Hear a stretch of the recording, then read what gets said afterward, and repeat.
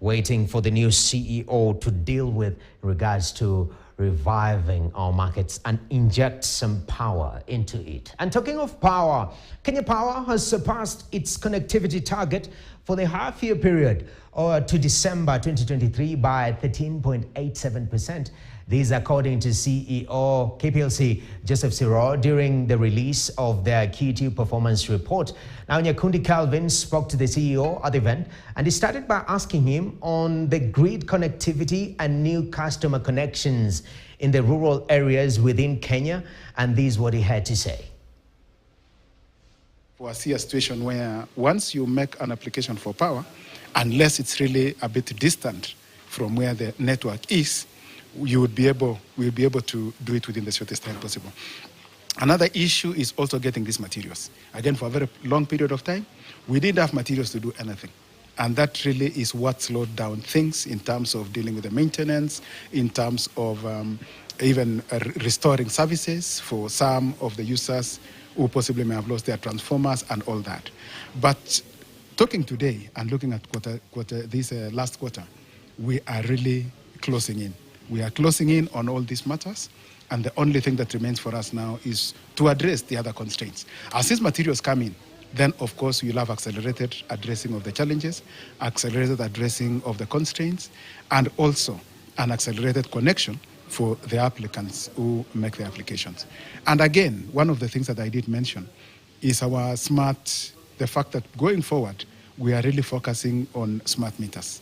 So that is to say, the level of inconvenience where you have users in the past who are out of their homes and maybe they were using post-paid meters, and you'd have an issue where meter readers would go, they are unable to read. Then, of course, they use an estimate.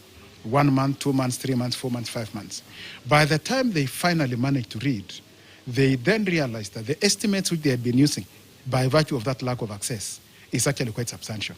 And indeed, part of the complaints we've had from such kind of customers is they have been maybe paying about 3,000, 4,000, 5,000 per month. And then in 1 month, they are required to pay 30,000.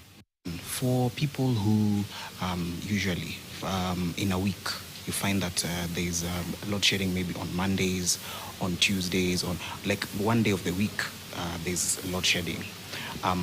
What are the measures that are being taken in order for such areas to have full electricity, maybe from Monday to Sunday? Thank you for that question. But let me first correct that it's not 1 day. It's a few hours of 1 day.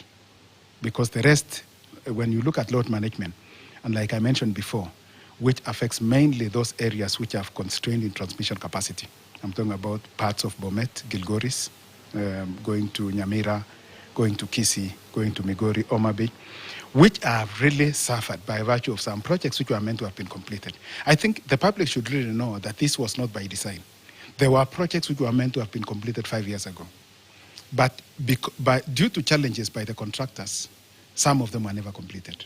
And that is actually what has manifested now as when the demand has gone so high, and the projects which were anticipated to have been completed by now are not complete.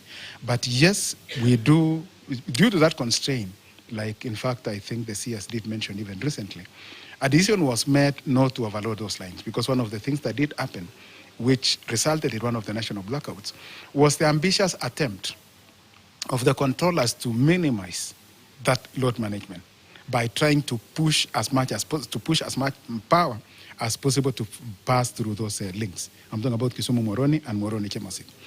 But so a decision was made, and this was really to, rather than lose the whole country, then you manage, and it's not only one place, and it's just mainly between 6 and maybe about 9:30, 10 p.m.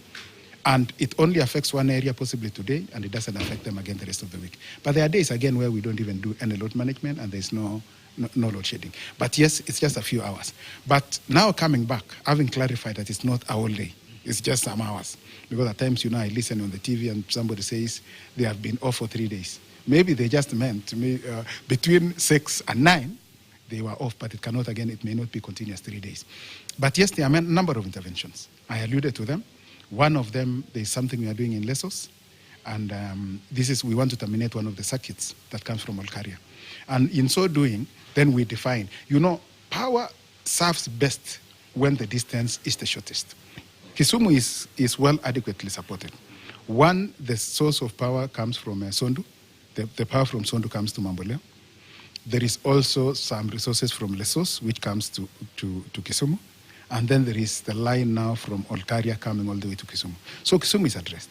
But the challenge I was alluding to is that the power now to supply parts of Bomet, Kilgoris, Narok, Nyamira, Kisi, Omabay, Migori, it uses the line from Mamboleo, Kisumu, Moroni. That Kisumu, Moroni is the one I was saying. The maximum power it can carry is 80 megawatts.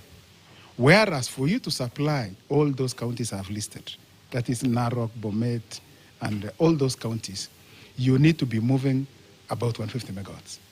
But the power, the line itself can only accommodate 80 megawatts.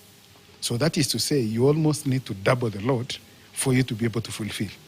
And it's the same thing that I was saying, that during one of the national blackouts, I think they slightly overloaded the line in their ambition to really mitigate or really to minimize the amount of load management that was being done in that region. So it's not Kisumu itself. It's the power that is landing in Kisumu that needs to move to Moroni, and then needs to move to Chemosit, then needs to move to Sotik. One line goes to Bomet, and then the other one goes to Gegati, and then, of course, Awendo, and then back to Ndiwa. So it is that link, not Kisumu itself. All right, that is Martin.